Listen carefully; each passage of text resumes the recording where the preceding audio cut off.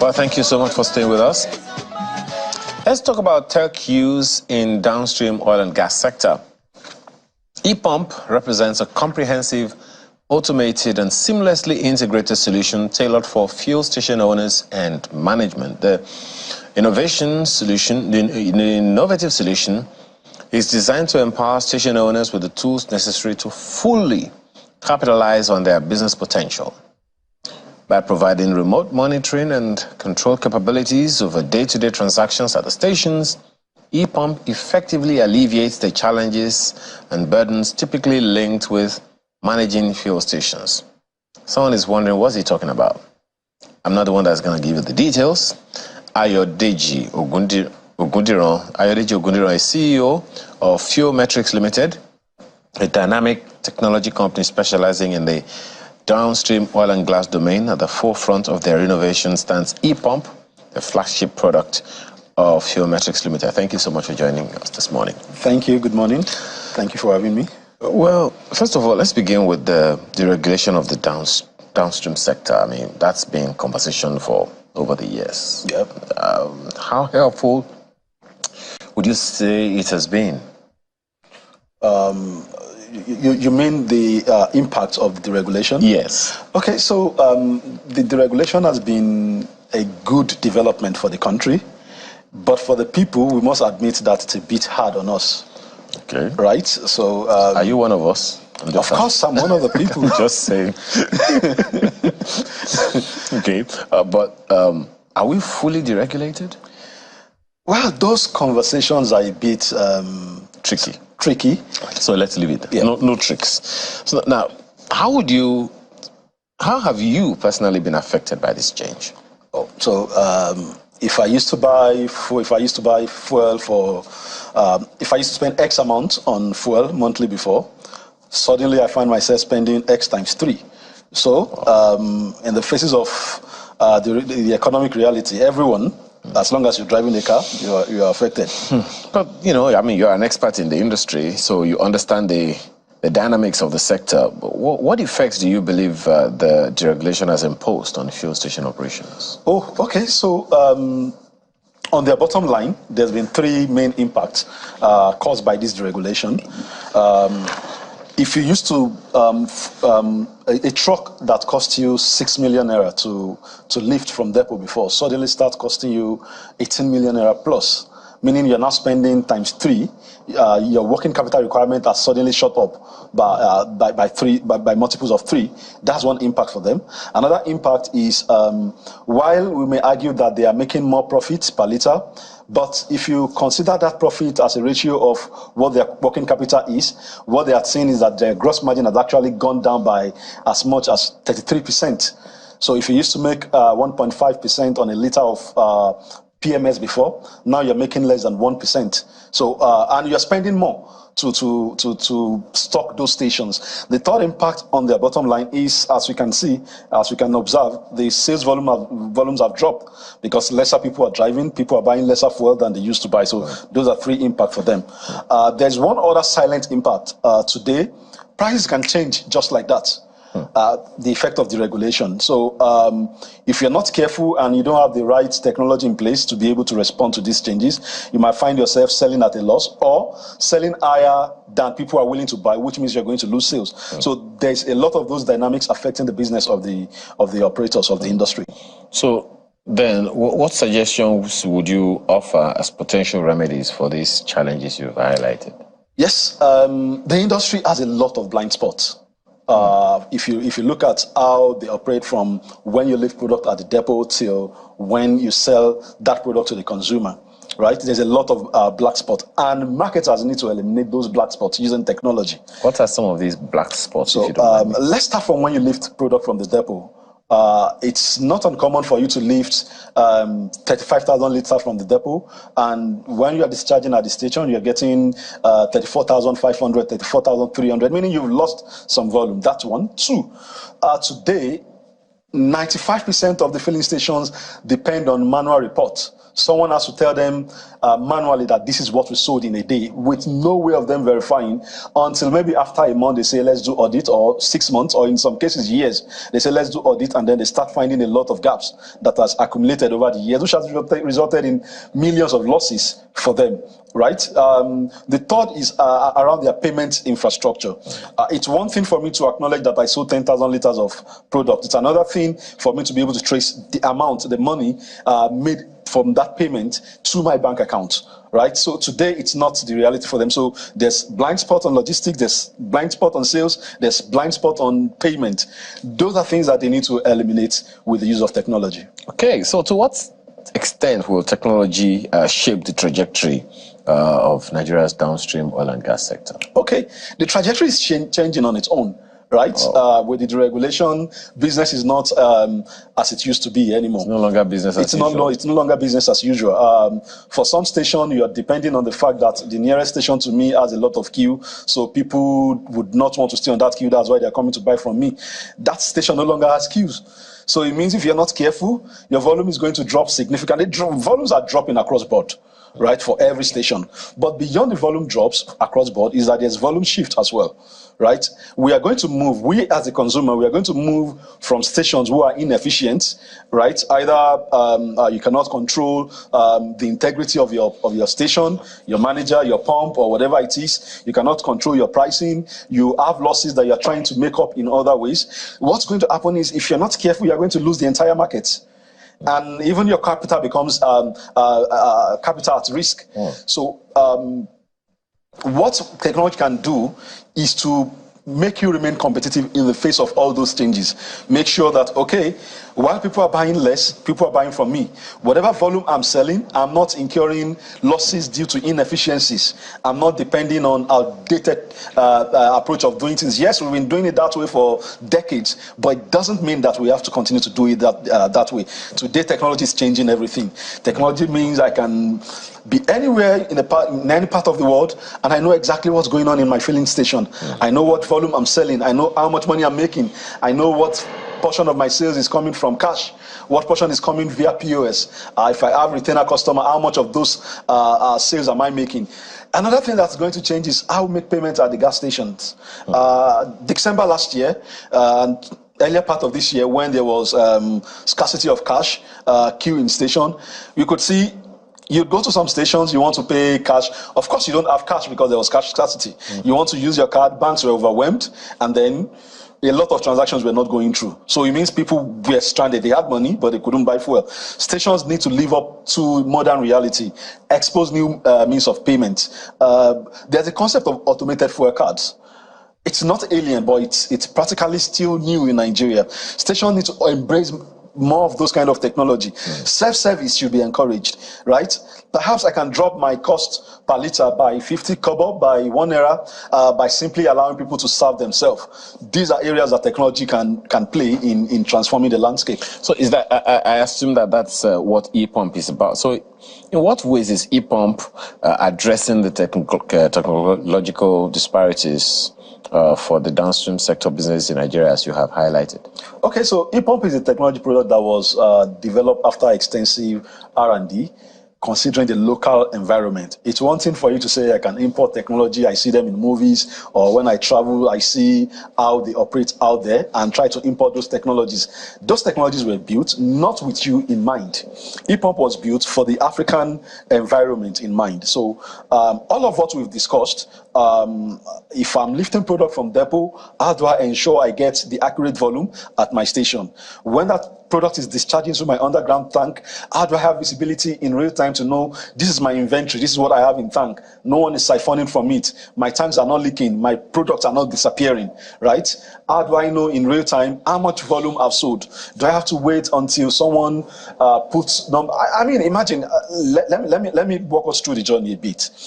If you have one filling station, and maybe you're a retiree and this is your full-time business, then you can make the argument and say, well, I'm at the station, I know what's going on from morning to night, but that's usually not the case. Usually you have multiple stations. You have 5, you have 100, you have 300 stations, right? It means that you cannot be there round the clock by yourself. So you're going to hire people. People want to make more money for themselves when they have the opportunity, right?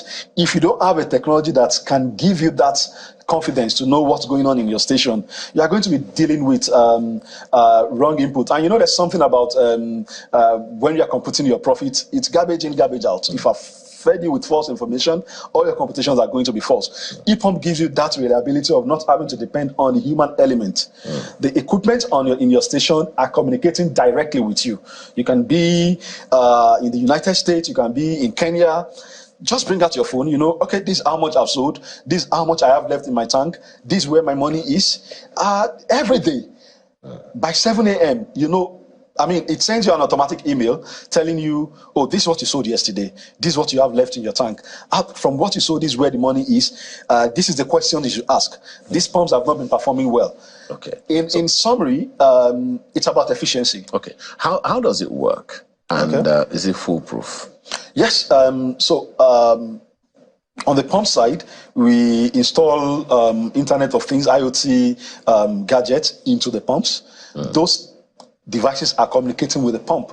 They are practically the ones authorizing the pump to do every transaction. So for every liter that I dispense, they are capturing those information and storing it. So somebody doesn't need to come with pen and paper to be writing out. In fact, when it's installed, you as the attendant, you as the manager, it's installed in a part that you naturally do not have any business with.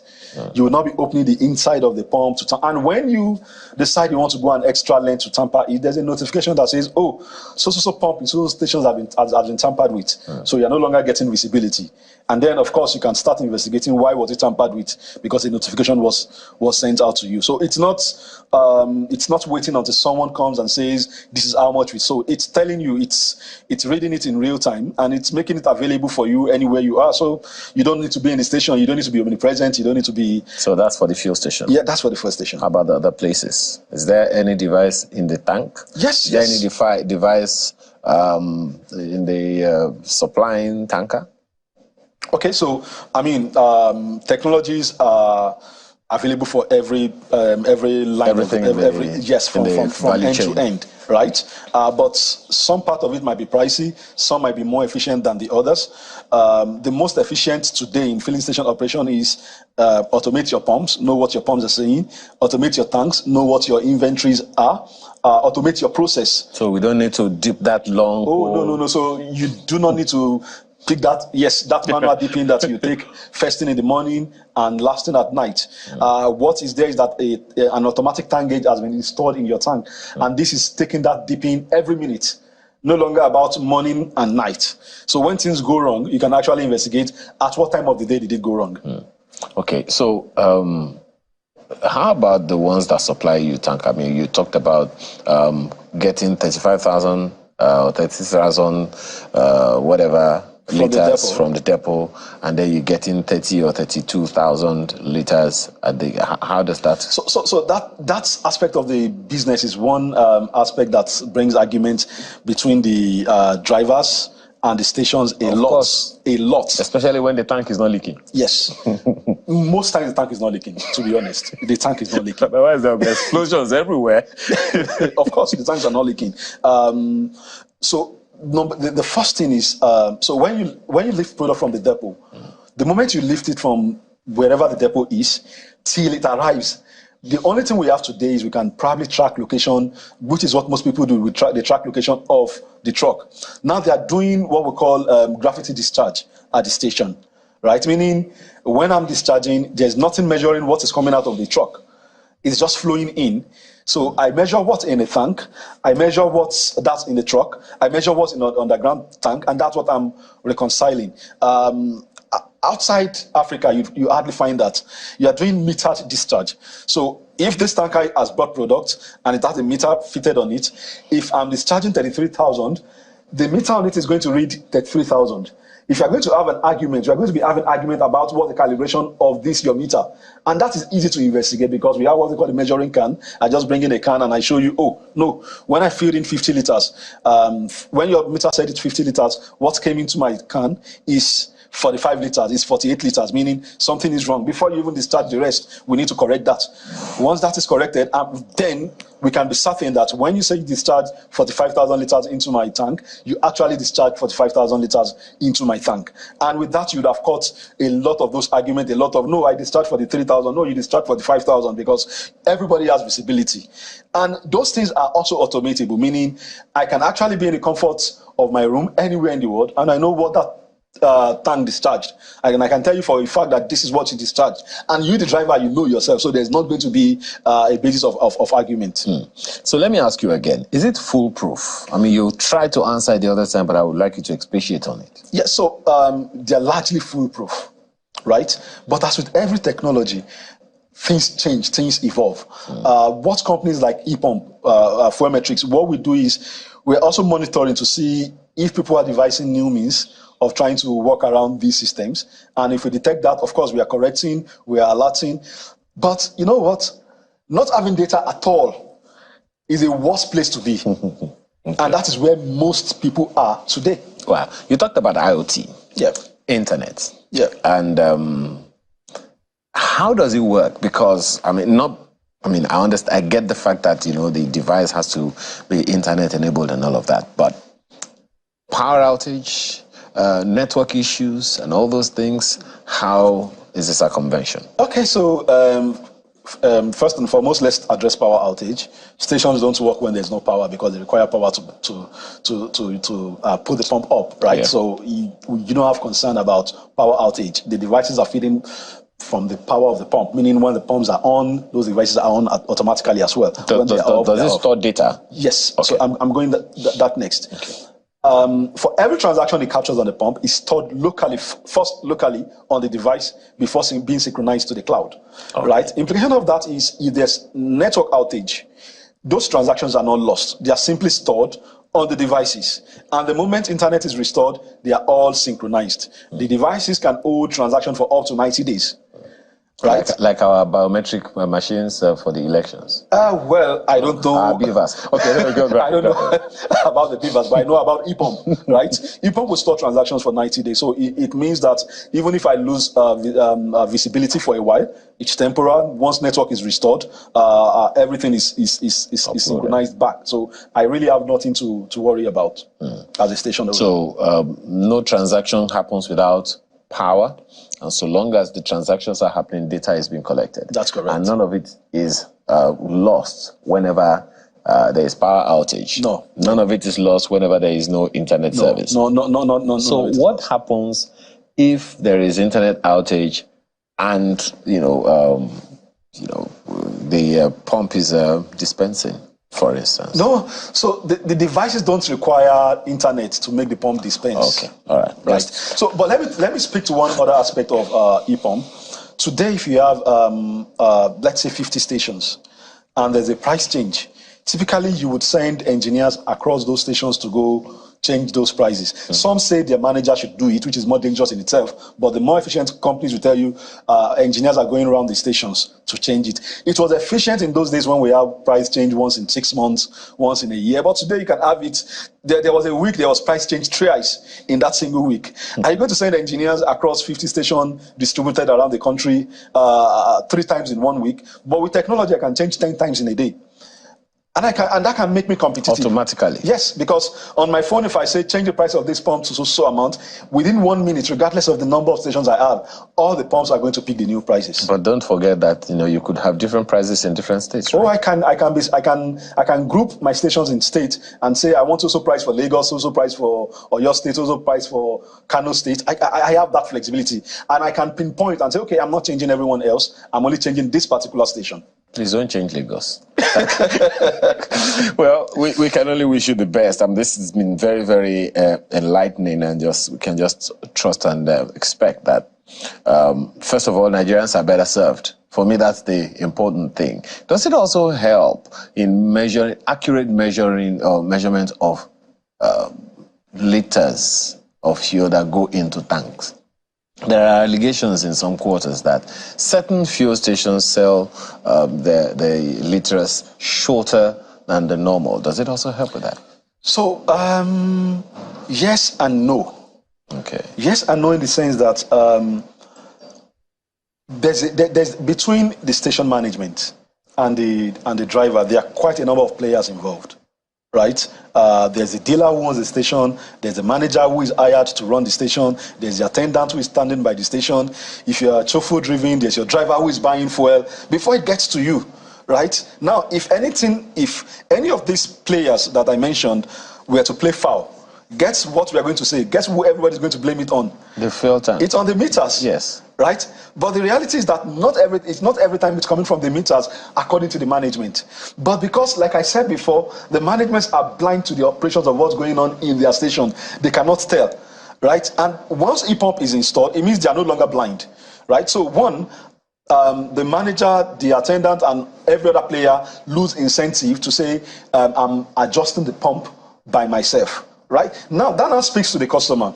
When you're buying fuel with cash or you're using POS, what you're doing is you're doing a disconnected transaction. There's nothing linking your payment with the fuel you're purchasing, right?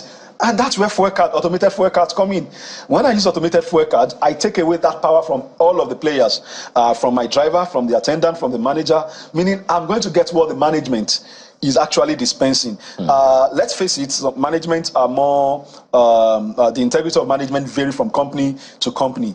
However, but it's a better place to be than having everybody rip you off along the value chain. Well, I have to thank you very much for being here this morning. This is very, very enlightening. Ayodeji Ogundiran is CEO of Fuelmetrics Limited, a dynamic technology company specializing in the downstream oil and gas domain. At the forefront of their innovation stands Epump, the flagship product of the organization called Fuelmetrics Limited. Thank you so much for your time. Thank you so much. And all the best. Yeah, thank you.